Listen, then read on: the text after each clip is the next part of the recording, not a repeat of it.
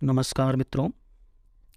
आज बैसाख पूर्णिमा का दिन है और आज का दिन पूरी विश्व भर में बुद्ध पूर्णिमा के रूप में मनाया जाता है, क्योंकि आज ही के दिन भगवान बुद्ध का जन्म हुआ था, जिन्होंने पूरी दुनिया भर को अहिंसा, करुणा और शांति का संदेश दिया।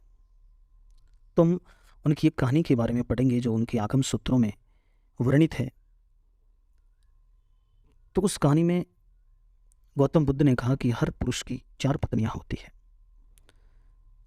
तो एक पुरुष की 4 पत्नियां थी।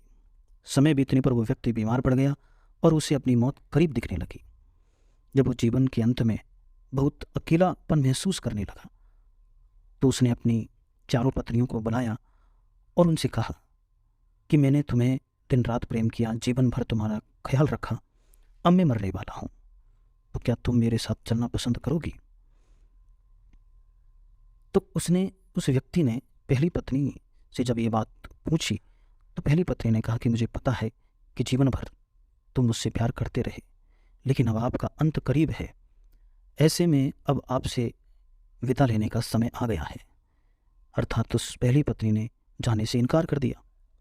जब दूसरी पत्नी को बुलाकर जब उससे पूछा गया, उस व्यक्ति ने पूछा कि क्या तुम मेरे साथ चलना पसंद करोगी? तो वो दूसरी पत्नी ने कहा कि जब तुम्हारी पहली पत्नी ही तुम्हारे साथ जाने को तैयार नहीं है तो फिर भला मैं तुम्हारे साथ कैसे जा सकती हूँ? उसने भी मना कर दिया।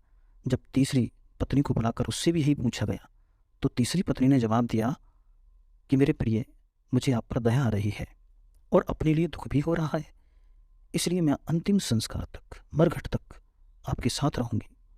इस प्रकार से तीसरी पत्नी ने भी मना कर दिया। जब चौथी पत्नी को बुलाकर उससे पूछा गया, उस व्यक्ति ने उस चौथी पत्नी के साथ सदैव दासी का सा व्यवहार किया था। तो उस चौथी पत्नी से जब पूछा गया तो वो चौथी पत्नी तुरंत तैयार हो गई कि बिल्कुल मैं मृत्यु के साथ आपके साथ जाने के लिए बिल्कुल तैयार हूं। गौतम बुद्ध ने अपनी कहानी समाप्त करते हुए कहा कि प्रत्येक पुरुष और महिला की 4 पत्नियां या पति होते हैं और हर एक का खास मतलब होता है। यह पहली पत्नी का अर्थ है हमारा शरीर, जिसे हम दिन रात प्रेम करते हैं, जिसे हम दिन रात सजने और संवारने में अपना समय व्यर्थ गवा देते हैं। वे हमारे कब साथ जाता है? मृत्यु जब निकट आती है तब वो हमारा साथ छोड़ देता है। दूसरी पत्नी का यहां अर्थ है हमारा भाग्य, भौतिक चीजें, धन संपत्ति, प्रसिद्धि, पद प्रतिष्ठा, ये सारी की सारी चीजें भी मृत्यु के समय हमारा साथ छोड़ देती है।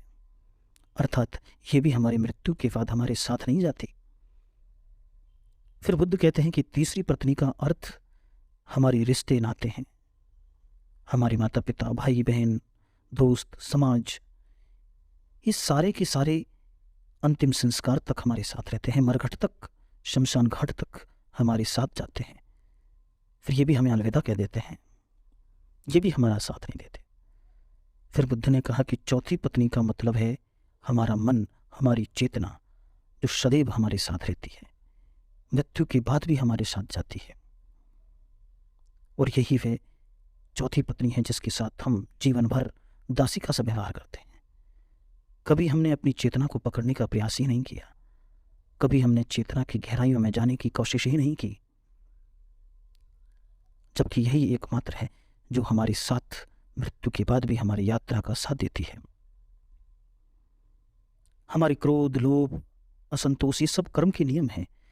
हमारे संस्कार, ये सब हमारे साथ जाते हैं, लेकिन कभी हम अपने संस्कारों पर, अपनी चेतना पर कभी ध्यान नहीं देते।